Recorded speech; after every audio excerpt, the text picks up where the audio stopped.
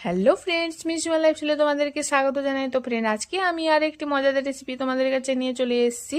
এই রেসিপিটি শেয়ার করতে বলেছিল আমাকে একজন, তো আমি তার রিকোয়েস্টে আজকে রেসিপিটি শেয়ার করলাম ফ্রেন্ড। তো আজকে রেসিপির নাম হচ্ছে বিড়ি পোড়া। তোমরা হয়তো অনেকবার ট্রাই করেছো, আগে খেয়েছো, আশা করি খুবই ভালো লাগে খেতে। তো এইভাবে ট্রাই করে দেখো, আরোই ভালো লাগবে খেতে।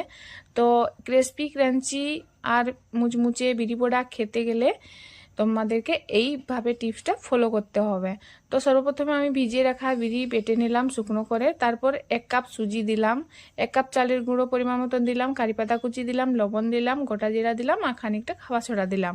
তারপর ভালোভাবে এটাকে আমি হাতের সাহায্যে মাখিয়ে নিলাম। ভালোভাবে মাখাতে হবে দলে দলে করে। তারপরে এটাকে আমি প্রায় 15 মিনিট মতন চাপা দিয়ে রেখে দিলাম। তো ফ্রেন্ড, এদিকে আমি এখন কড়াইয়ের মধ্যে সাদা তেল দিয়ে দিয়েছি। সাদা তেলটা প্রায় গরম হয়ে এসছে, তোমরা দেখতে পাচ্ছ ফ্রেন্ড। এদিকে আমি বাটিতে একটু জল নিয়েছি। তো এইভাবে একটা ছাঁকনির সাহায্যে আমি আজকে বিড়ি বড়া রেসিপি করব।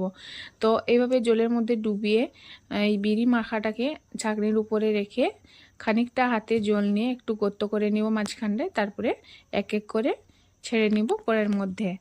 তো এইভাবে প্রায় সব কয়টা আমি তৈরি করে নিচ্ছি। এদিকে খেয়াল রাখতে হবে যেন চুলার আঁচটা কম থাকে, নাহলে উপরটা ভাজা হবে, ভিতরটা কাঁচা থাকে। তো ফ্রেন্ড, তোমরা দেখে বুঝতে পারছো এগুলো প্রায় ভাজা কমপ্লিট। এখন আমি প্লেটে তুলে নিব এই অবস্থায়।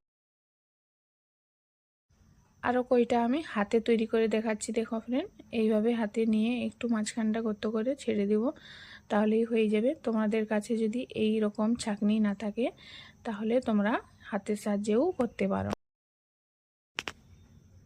বাজারের থেকে কিনে আনা বিড়ি পোড়ার চেয়ে বাড়িতে বানানো বিড়ি পোড়া 100 গুণে ভালো, তোমরা তো জানো। তো ফ্রেন্ড, এই টিপসগুলো ফলো করো আর পারফেক্ট বিড়ি পোড়া বাড়িতে বানিয়ে খেয়ে নাও।